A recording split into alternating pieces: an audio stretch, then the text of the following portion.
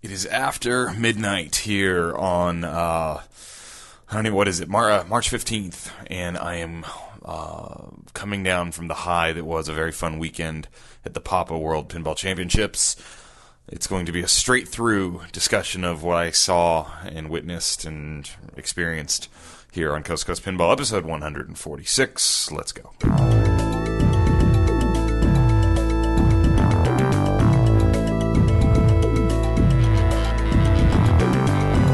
Thanks for listening. Welcome to Coast2Coast Pinball. My name is Nate Shivers. This is a podcast. It is a commentary on event out of quarters, but I have lots of Papa tokens left. I think I bought $10 worth of Papa tokens, and I didn't even use them all.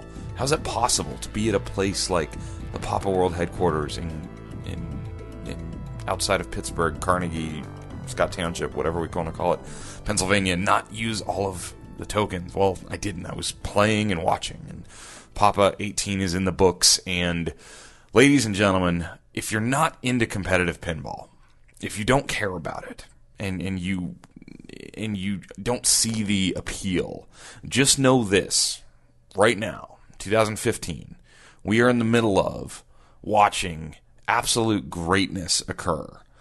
There's some amazing players, but the Michael Jordan of pinball is alive and in his prime. The Babe Ruth is alive and in his prime. The Steve Kerr, how dare you question my Arizona basketball throw in there. No, what I'm trying to say is Keith Elwin, 6-time, now let me repeat this, the now 16-time Papa World Champion, is amazing. He is the great one. He is the Rock, if you will, if you needed a WWE reference. Keith Elwin wins Papa 18 A-Division Championship and kind of does it going away. I don't want to say it wasn't close, but it wasn't close, really, when it came down to the final. A little anticlimactic because the rounds leading up to the final rounds were just incredibly dramatic and intense and a ton of fun to watch. And in the final round, I don't believe he needed to play the last game. I think that's where it ended up with. He took a 0 in the last game of the best of three final round and had his 8 points to win. In the final group, we'll work this backwards here a little bit. In the final group, the Larry Bird to Keith Elwin's Michael Jordan, if you will, Bowen Cairns, a Hall of Famer, if you will, if there ever was one. Bowen Cairns was in the final group, and then we had two sort of possible new champions. We had one Mr. Adam Lefkoff, who a lot of people know who that is. He's come on the show before. I've talked about him and his son Escher. Gets a lot of talk in the pinball tournament world for being so good at such a young age. Adam's a great player, a great mind for the game. He had never qualified into the final rounds of the A-Division. Now, keep in mind, A-Division was pulled out to 24 qualifiers a couple years ago, where it had been 16, so it used to be really, really tough to get in. Now it's 24, so it's still really, really tough, but Adam qualified in the top 16 this year, so even under the old circumstances, he would have made it. And it was fantastic to see how genuinely excited Adam was to be in the finals and then in the semifinals and then make it to the finals, which was awesome. And then we got to watch a younger player, and this is sort of like, he reminded me a lot of Joshua Henderson last year, a gentleman by the name of Raymond Davidson. If you don't know that name, you're going to. Great player. He is a younger guy. I don't know exactly how old he is, but he seemed to me early 20s, from Seattle, Washington, from the Seattle scene, which we know pinball is huge and thriving in the Northwest. So Raymond Davidson was the fourth member of that final group. So you had two multi-time champions and two folks new to the finals. I don't know if Raymond had ever qualified before. I didn't do all my homework here. I don't know. Certainly he had never been to the Final Four of Papa, and it was pretty amazing. If you're wondering, the three games that were chosen, Bowen had the top seed, which we'll get into how that came about in a little bit. The three games that we got to see these guys play were Fishtails starting out, my favorite game. Circus Voltaire, which surprised everybody in the room when Bowen picked Circus Voltaire. And then The Addams Family was the final game, which was really being played for second place, which Raymond Davidson did win second place in the Papa A division. And then there was a tiebreaker game to battle out between Bowen and Adam for third place, which Bowen took down on Mousin' Around. So your A bank was those 4 games: Adams, Circus Voltaire, Fishtails, Mousin' Around. We also had Centaur in there, a Centaur that I played all weekend in the C division. We will talk about that. There was also Star Trek, a Star Trek Pro game with new updated code hand-delivered by Lyman Sheets, which was kind of a wild card. In some regards, because people didn't really know what the new code was, and I think the better players did by this point, but a lot of discussion about that. And then another game that I got to play throughout the C Division qualifying rounds was Surfin' Safari, the epic classic Surfin' Safari. So it was really fun for me getting to watch the best players in the world play on some of the games that I played on the previous days. So it was a lot of fun. How did we get there? Let's talk about how we got there. I was spending my time at Papa. I'll give you a little bit of my experience at Papa. I went to Papa this year not to stick a recorder in front of everybody's face and do, content for this show. I could have done that. I'll probably do that in the future. I did not do that this time. I went in really wanting to play my best. I wanted to play as good as I could. And I knew C Division was still going to be very tough. There's 113 entrants with a bunch of ties in the C Division standings if you go and look. So without counting this, I'm assuming there's somewhere in the 130 player range. And your friendly podcast host here did play well. I will tell you, I had some moments of pinball playing that I thought were fantastic. However, I didn't do them consecutively very often. My consistency marks would be very poor for this showing in the C Division at Papa. If you don't know and you've just missed it on previous episodes, or if you're just finding the show, one of the things that's special about the Papa A, B, and C and D divisions is it's not a pump and dump, a Herb style format where you can just repeatedly play a game to post your best score. To get points for your best score in each game. You play a ticket, and each ticket is going to be a selection of 5 games of the bank of whatever they have. I believe it was 8 or 9 games.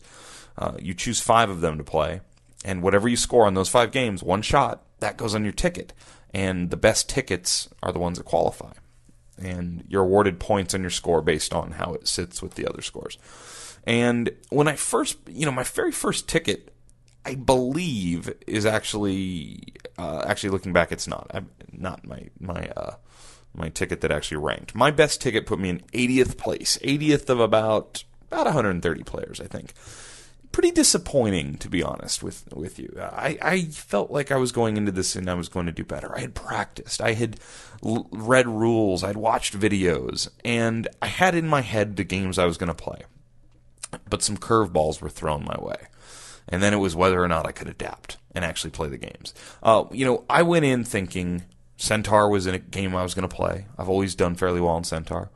I went in thinking 24 would be a game I was going to play for sure, because I had gotten to play one locally and really dive into it. I'd actually played a couple out on location and really got to dive into it. I had that feel of that game down. I thought Metallica would probably be a game I would play, which it ended up being a game I did play quite a bit. I thought maybe Taxi would be a game for me. Surfin' Safari, there was one local in San Diego, played that a bunch. And Tales of the Arabian Nights. Well, Tales of the Arabian Nights got pulled. Indiana Jones, the Stern Indiana Jones, was put into its place. That was a curveball. And another game was pulled, which at this point I don't remember what it was, but High Speed was put in its place. So High Speed was in there, and I thought, okay, we'll try High Speed. So my very first ticket, I actually had a really good score on Metallica, and at the time it was a top 20 score on Metallica. It bled away over the weekend. I had a decent score on High Speed and an okay score on Godzilla. That ticket ended up bleeding way down and only ended up with 53 points. And I had another ticket I put in later that had points on Metallica and High Speed, and then zeros on 24, Taxi, and Centaur. The Centaur game was very tough. The drop targets weren't fully dropping all the time. I was having a lot of issues with that. I saw a lot of other players having that problem, and it was set up very flat and very floaty. And what I mean by that is I was not used to how much side-to-side action the ball was getting because of the not steep setup of the game. In my head, I'm going to go to Papa, and everything's going to be ultra steep and fast. And that was certainly not the case in the C bank, because I found the same thing with 24. 24, a game played at the High Dive in San Diego. It's very steep. The ball comes out of the pop bumpers and falls straight down to the flipper. You can drop catch, and you're ready to go. It was not coming straight out off the wall. It was actually falling other places, and I was having real problems keeping the ball in play. And I actually put up some good numbers on 24, but never on a ticket that mattered. And I was voiding tickets. There's a lot of talk of what you do when you get your 5 scores in. The scorekeeper looks at you, and you have to confirm your score or void your score. And when I see all those zeros with like one good game and one good score, I just void it. And I had a few people told me, "Oh, don't do that. You'll want to look back and see all those zeros someday when you're playing better." Yeah, I just want to get rid of most of them, to be quite honest. My ego gets too abused looking at all those zeros. So I put a few of them in there just for some reference of how I did. Lots of zeros, though. Lots of zeros. And then, good scores here and there. So I wish I'd played better. I can't not talk about the divisions this year, because last year I talked a lot about how A, B, and C seemed weighted all wrong, and I felt there was way too many really good players in C, and lots of discussion popped up on that, and they changed things this year. They added a D division.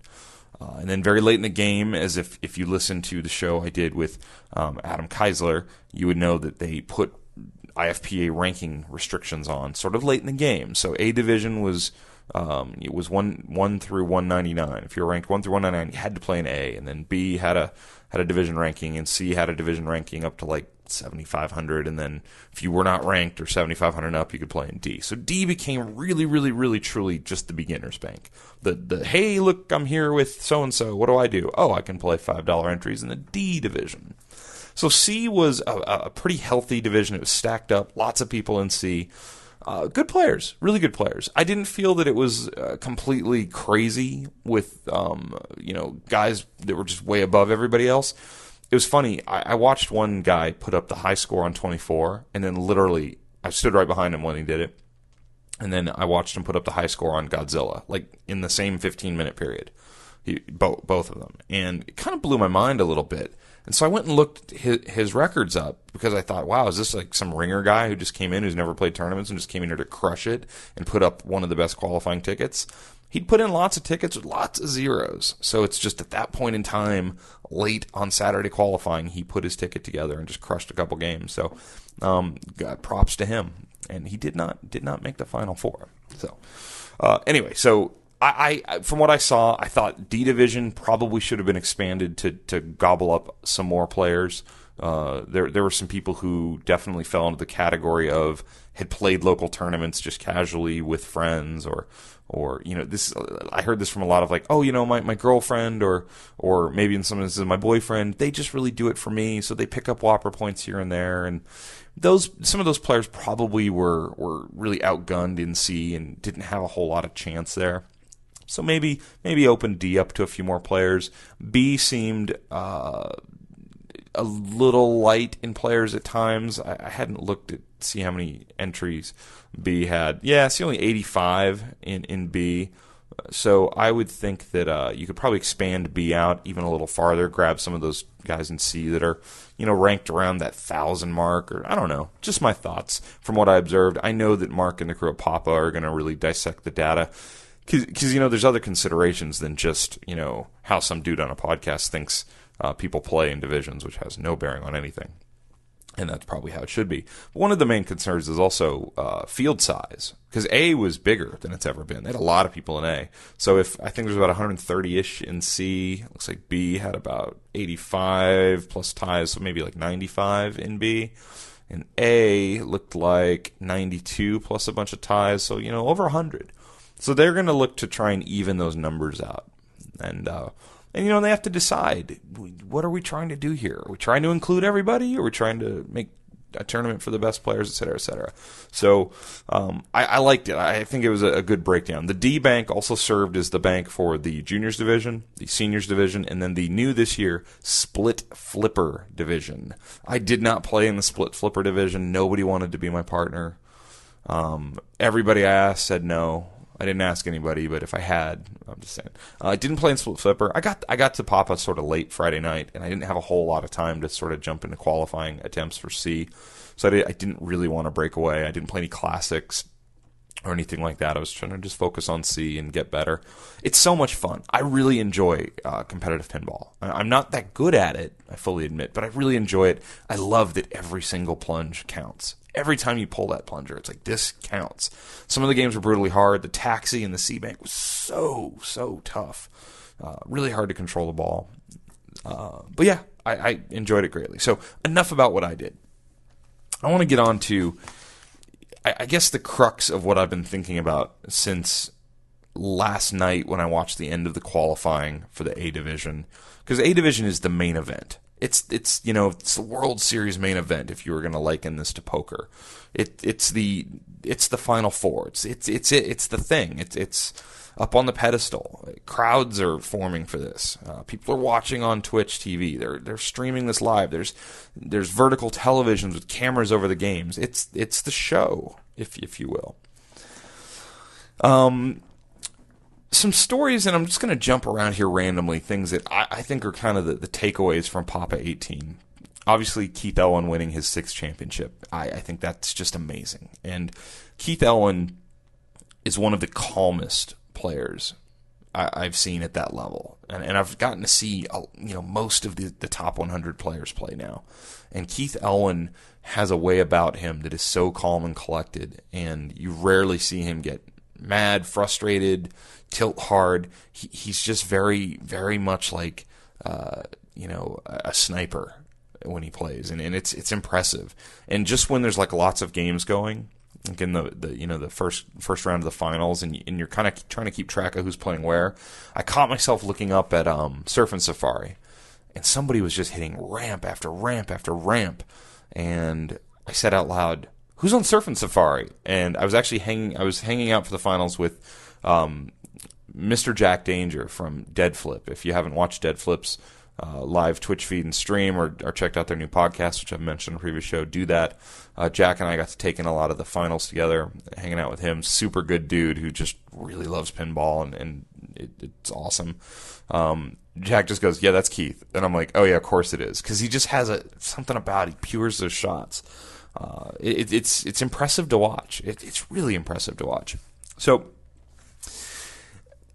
the very first qualifying entry that they sold at Papa, and I don't know if it's the first one played or the first one sold, or I don't know exactly how it is, but it's entry number 1.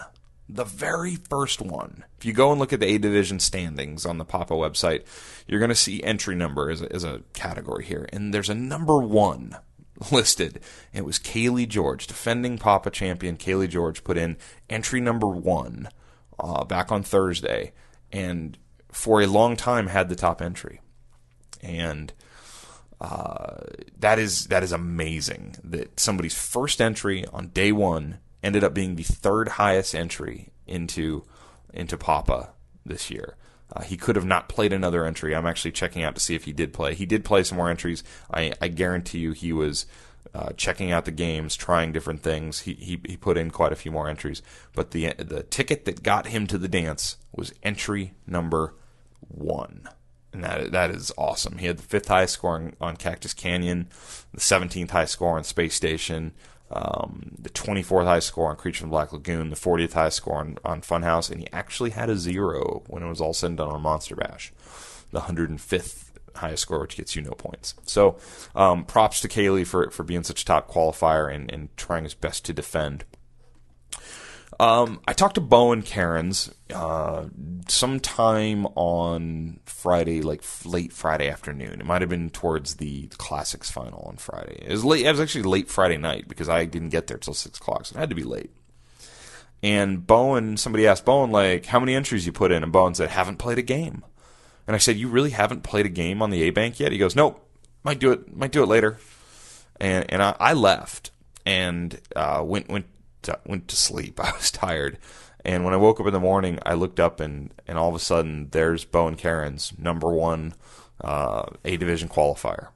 And he went to town with this ticket. He had the #1 score on Funhouse, which was impressive. That game can be tough in that sort of setting. He had the #3 score on the Simpsons Pinball Party. And he actually had a 0 on his cart ticket too, which just goes to show you, folks, even though you have a 0 doesn't mean your ticket's dead. So 278 points on that qualifying, and that was pretty awesome. He didn't need to play another ticket either. He did play one other just to see if he could, maybe do something later, and it didn't do anything for him. So his one real main ticket got him there. But then we all started noticing on Saturday, because you can look at games in progress on your phone as you look at the standings. And Keith Elwin had a ticket in with lots of points on it, with 4 games out of 5 played. So a lot of players will play their tickets very slowly. And Keith had played his first 4 games and was up well over 200 points already, and just waited until he finally put up another score on another game to finish off his ticket. And what was funny about it is when we added it up at the time, his points with 4 games put him either in first place or like roughly tied for first place with Bowen. So we all assumed Keith was going to go, grab a bunch of points on one more game and just have the top qualifying ticket with ease. He actually went up and put a 0 on CSI. I think he got 1 point at the time, but it bled down to a 0, which was really sort of an interesting turn of events if you were watching and really into the qualifying. But he'd started this ticket with 920 million on Creature from the Black Lagoon, which I believe at the time was the #1 score on Creature, ended up being the #2 score during qualifying. So going into late Saturday night, you had Bowen, Keith, Kaylee as your top 3, and then you had names like Chris Baszler, Carl D'Angelo, Mats Runston, Robert Gagno. I don't know if that G is hard or soft there. Daniele Asiari. Some big time names in here. You had Zach Sharp. You had Lyman Sheets, who I want to say this ticket he played it really slowly because he wasn't up there, and then all of a sudden was up there. But the story of late Saturday night was California's own Mr. Jim Belsito. If you look up Belsitoed on the new Pinball Dictionary that good friend Steve Bowden was talking about when he was on the show, you will find this term, and let's actually look it up. Pinball Dictionary. I'll do this in real time. There's going to be no editing of this show, and I'm not going to stop recording because I'm tired and I don't want to edit anything tonight. So the new Pinball Dictionary, we're going to look up what the word Belsito. We're going to try to look up the word Belsito. Belsito. To wait until the very last minute to attempt a qualifying entry for a pinball playoff and succeed in qualifying for the next level of competition. Players who have been suddenly pushed out of the playoffs because of this are said to have been Belsitoed. And that's exactly what happened on Saturday night. I left. I knew he had a ticket in. I knew actually a fair amount of people had tickets in to try and get in. I knew Jim had one in. I had to go back and watch the Arizona Wildcats destroy the Oregon Ducks in the final of the Pac-12 tournament. Very important stuff. And I got to watch on the Twitch stream Jim Belsito qualify his way in as machines were being turned off and the qualifying was over.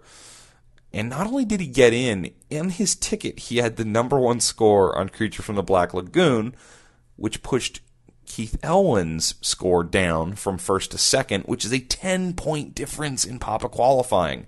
The #1 score gets 100 points, the #2 score gets 90 points, the #3 score gets 85 points, and then it goes down by 1 after that.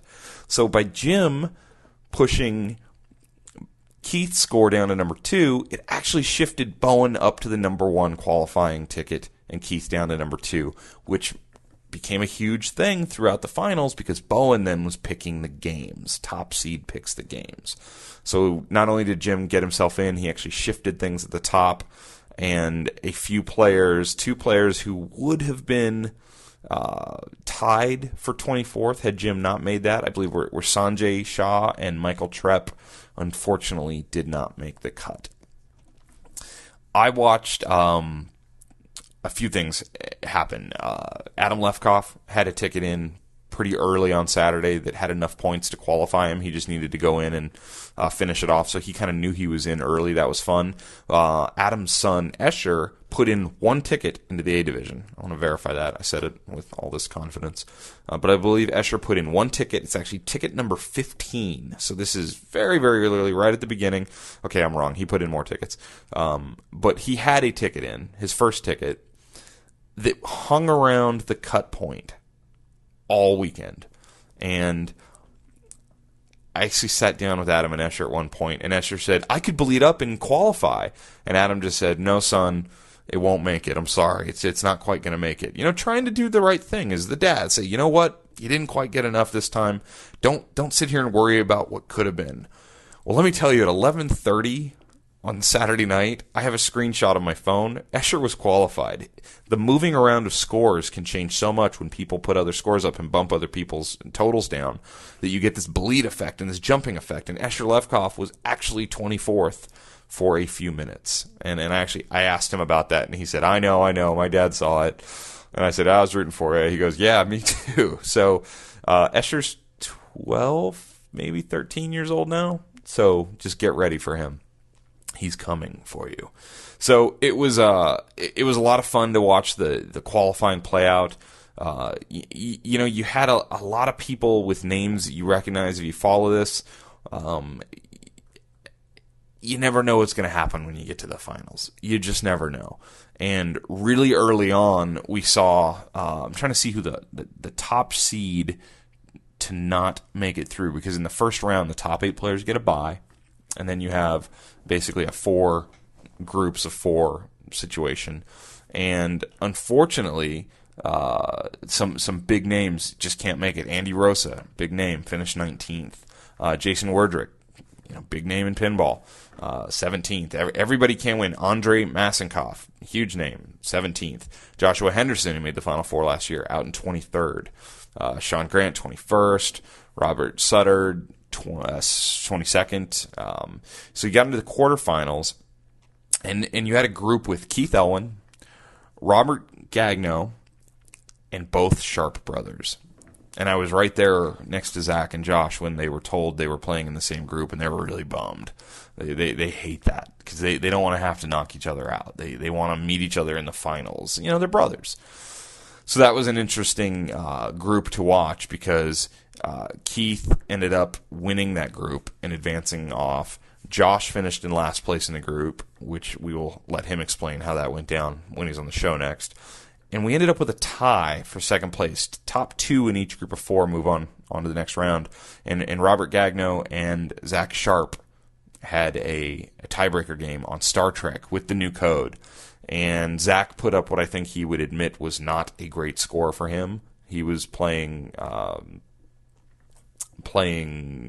second. I know he was playing first. He was playing first. Robert actually chose to go second, letting Zach pick the game.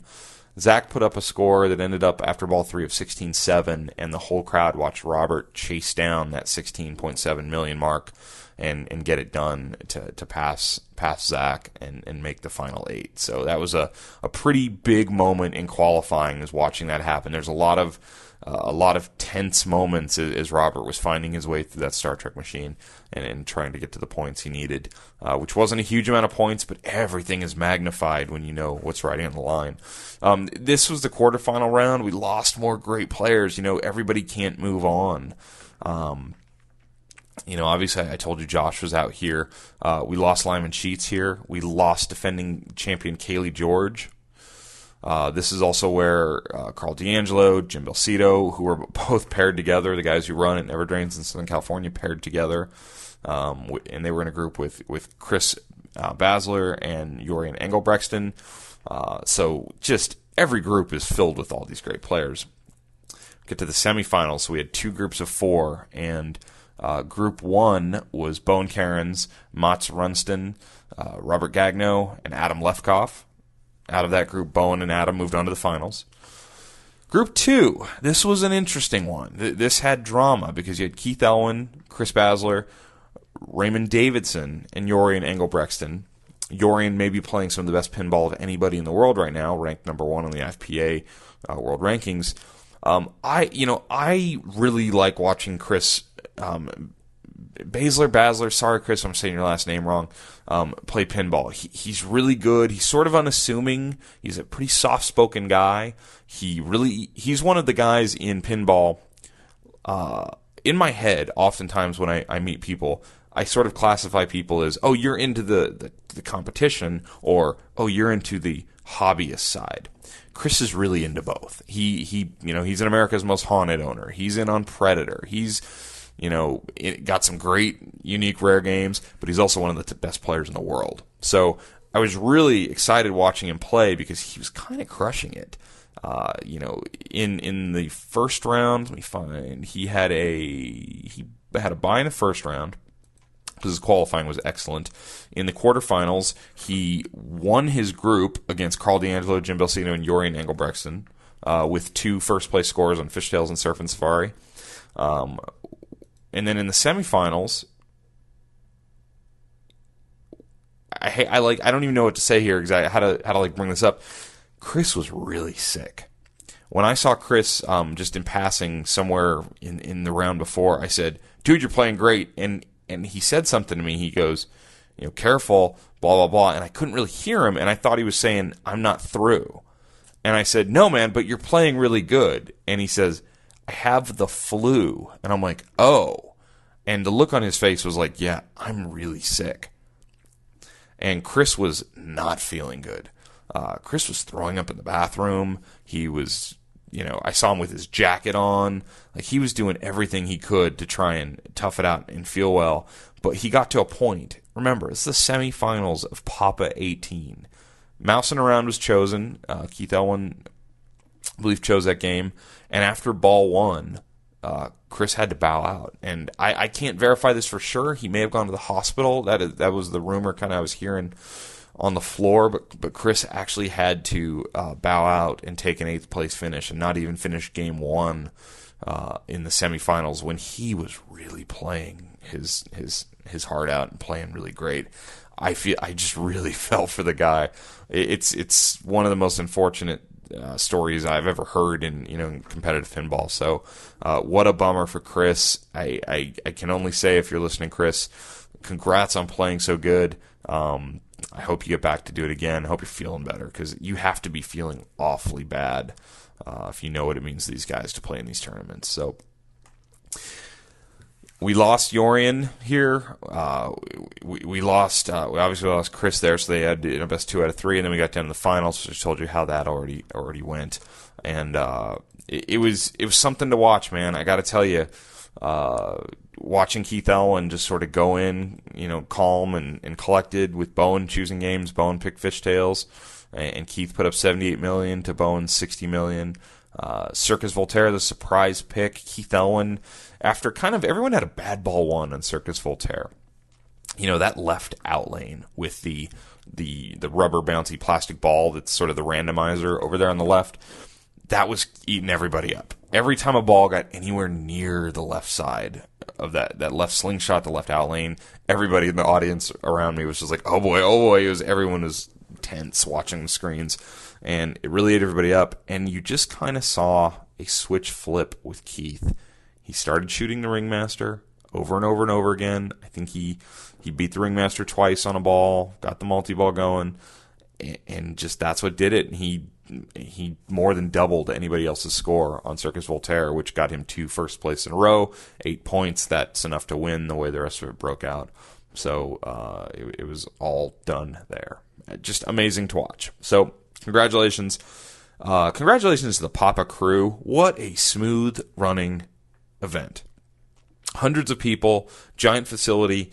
I saw very few tournament games getting work done I mean, every once in a while there might have been a few things stuck here and there. I heard rumors of Mick Jagger's head being broken off on Rolling Stones in the B Division bank of games. That's probably a good thing on some level. I didn't see almost anything wrong in the C bank other than the games were really hard to play. But it's fantastic. There's a lot of other stuff going on at Papa. Go and find online the frosted glass covered games.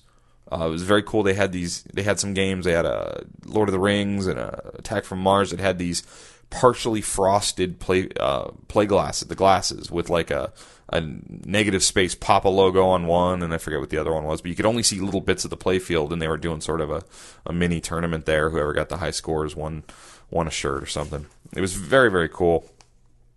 Let's see. I think they should add a women's division. I saw a lot of women at Papa this year, and I don't know if it was more than last year. I don't have any scientific evidence, but I saw a lot of women playing fantastic pinball.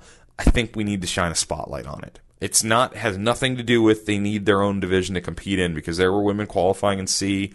I don't know about B. I would guess there could have been some women qualified in B. I'm just glancing really quickly at the names, which doesn't always tell me what I need to know.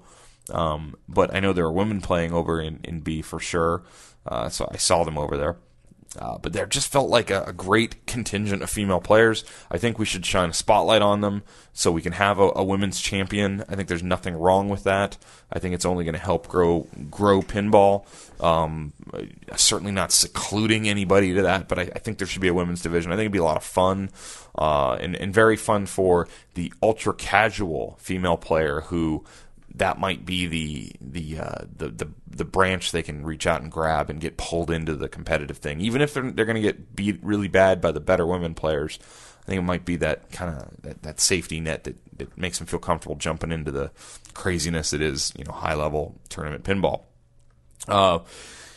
Check out the Twitch feed if you want to see all the finals.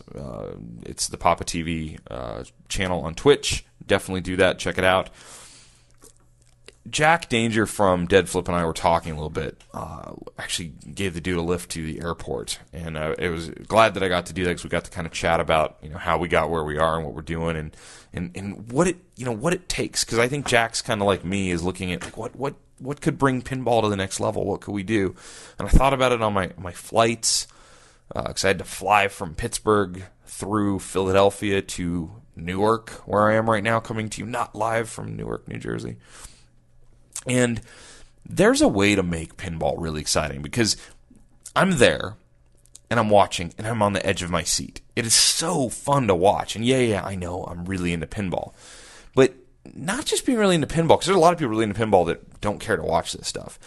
I've met or at least been around and observed or gotten to know via video and internet and reading and playing a lot of the top players. The personalities, the characters, if you will.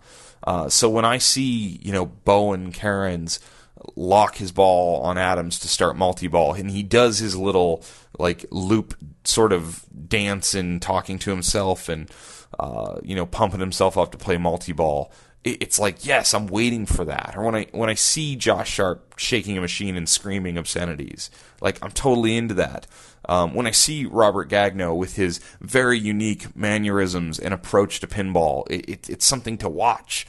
And there's lots. I could keep going. When I see Lyman Sheets with the crazy Lyman Sheets stance in front of a machine, it's so fun and interesting. And I think if we could get these stories and these people in front of more people and then show the competition side, the drama that is these high-level tournaments, and if we could find money to somehow influx into pinball, which I know everybody talks about, how do we find money in sponsorships? There's definitely a story to be told at these tournaments. Obviously, I think it needs to happen after the tournament. Live pinball is always going to be difficult because, man, I got there late to the finals. I didn't see the beginning. I got there around 11:30, and I left at 4:30. So, that's 5 hours of pinball I watched. So it probably went on for 6 to play 24 players through the tournament finals. That's going to be tough.